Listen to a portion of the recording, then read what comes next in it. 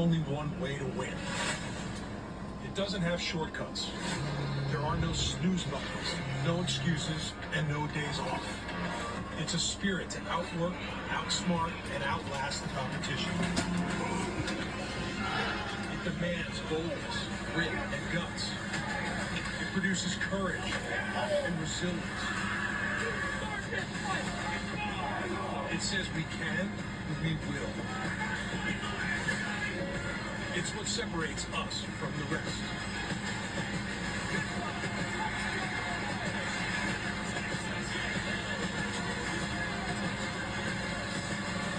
There's only one way to greatness, and that's the American way.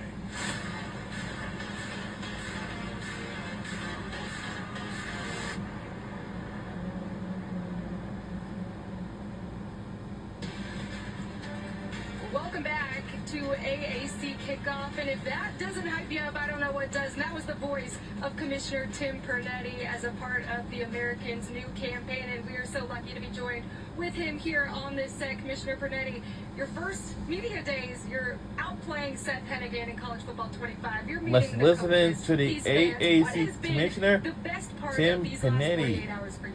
Tim Pernetti. Throwing that pick six to Seth Hennigan when I was playing EA, but I appreciate you hyping my game because it's really not that good. It's a little surreal, I would say. This job is only 6 weeks, 7 weeks in for me. The exciting part of Media Day has just been bringing everybody together. You know, like these are student athletes and coaches that will go out and compete against each other. Everybody's chasing the same goal, but there's a real collegiality about this group. You know, talking to our student athletes, we met as a coaches group last night until almost 11 p.m. talking about big picture stuff, but there's a real commonality in that room that they want to build a great conference. And that was just sort of like the cherry on top of what I really think has been a terrific experience. Opening up to fans was exciting. We had the opportunity to bring Boys and Girls Club kids in. We just made it a more inclusive event. And I think we elevated the game a little bit because we are who we are with social media and assets and things being produced for the student athletes. All in all, it's been a terrific day. Coach, or Tim, with the expansion and bringing in Army, and then obviously the expansion of the college football playoff, is there one piece, you talked about your 6 or 7 weeks that you took over, is there one piece that gets you most excited about this new era in this conference? You nailed it with Army. Like, I think any great conference starts with a great membership. And the membership of our conference has been a strong membership. It's changed, you know, in different versions, but what continues to happen continues to be resilient. And by the way, why are American Conference schools attractive outside the conference? We have great programs and great institutions. Army is a special one, you know, to me personally. I had the chance to play up there as a student athlete. It's a different place. They bring, like, it is one of the most storied programs in the history of this game, along with Navy. So now 2 of them are part of our league. It's going to bring something very, very different. What I'm excited about in the future is what we can do as a conference. Like, I think I'm looking at this thing almost like a startup, rather than looking at it as a traditional college conference. There are opportunities to grow resources and do business and take big swings that I think we have the guts to do, maybe other conferences don't have the need to do. That part excites me, but all in all, whatever we can do, whatever we can drive, whatever we can bring together is going to be designed to bring a benefit to student athletes. All right, Tim, we're about the same age, played around the same time. First thing I love. When guys were guys. 275-pound tight end, hand on the ground, traditional tight end under the line of scrimmage, so right there, you're a winner in my book. Talk to me about, you know, interesting, because you were in college athletics, obviously, and then you got out of it, so you kind of have a point of view where you're kind of watching this landscape change, not within, but kind of from outside your lens. You know, not only college football, but all of college athletics. And you kind of talked about it where people said, "Are you nuts? You want to get back into that?" But you did. But I'm guessing your perspective was a little different because you kind of saw everything from the outside and said, "Oh, this could be really good." Watching it unfold is strange, especially when you spend most of your career in it. You know, early in my career, I was on the media side, but focused on college sports. And then I got a chance to work on a campus where I went to school and ushered Rutgers into the Big Ten, so participated in the chaos of expansion. And a commissioner role was really the only angle I had an experience. And deep down, I'll tell you this, I admitted this earlier today. Someone said, was it on your checklist? It absolutely was on my checklist. I enjoyed the private sector, the pace of the private sector. understanding how to build businesses, how to create value, how to bring the right commercial partners that are not just about writing big checks, but they're aligned with your DNA and your values, and you get in business with the right people. And for some reason, every time I get away from this thing, it calls me back. And for me, it wasn't a big decision. I care so much about the industry because of how it changed me as a human being. Like, you know this, if you don't have that experience, you're a different person. And that experience really changed me. So I think to some extent, I'm in this for young people. Like, I get it's a commercial business. I understand NIL's there. I understand the postseason is playing. But we can preserve what's great, education through sport, while building a business around it to better resource and create fairness in how we treat student athletes. And I tell people this every day, and I believe this from the bottom of my heart. Obviously, I played at a time where there's no such thing as NIL, and we all get it today, what's going on, and we would do the same thing. But what gets lost, and I try to remind people, is, and for football in particular, these kids, these student athletes, they're learning life lessons every single day that they don't even realize they're learning.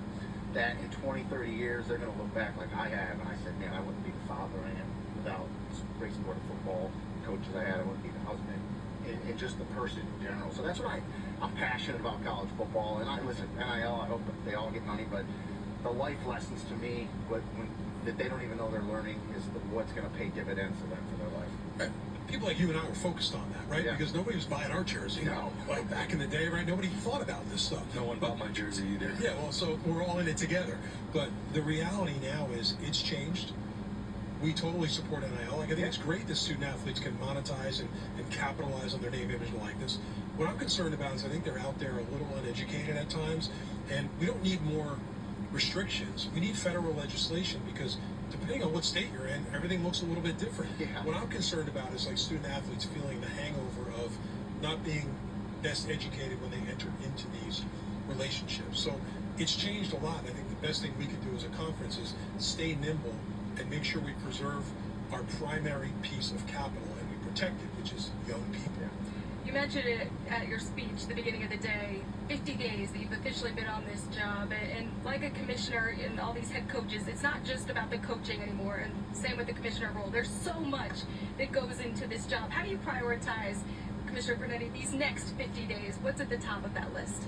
You know, prioritizing is going to be an ongoing exercise. The good news, you know, I got the job at a strange time because I was ready to like get out on campuses and be at every campus before media day. And most of the athletic directors and coaches were like, Tim, like this guy's on vacation, come in the fall. Like let's maximize the.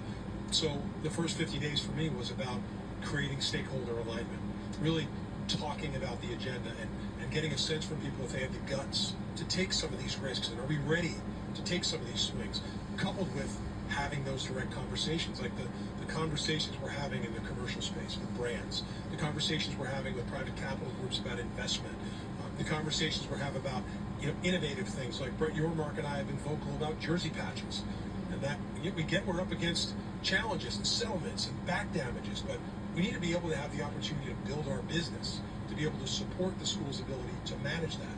So because the summer was quieter on campuses, it gave me the ability to focus more on the new enterprise solutions. The next 50 days will be about getting on the campuses and really listening and understanding what the stakeholders have to say. 14 schools playing football, they don't all have the same challenges. They're all a little different. Navigating that will be a hill to climb.